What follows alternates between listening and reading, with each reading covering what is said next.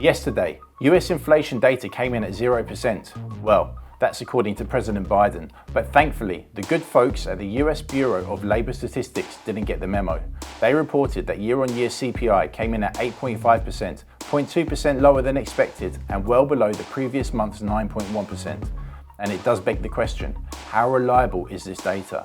After all, we've already seen the White House redefine recession, so it's fair to say that the gloves are off and anything goes. And taming inflation just days after passing a bumper inflation-fighting bill is not only miraculous, but it's a great narrative to carry into the midterms. And it's a nice distraction from what looks like the almighty mess that the FBI raid on President Trump is looking like it's going to become.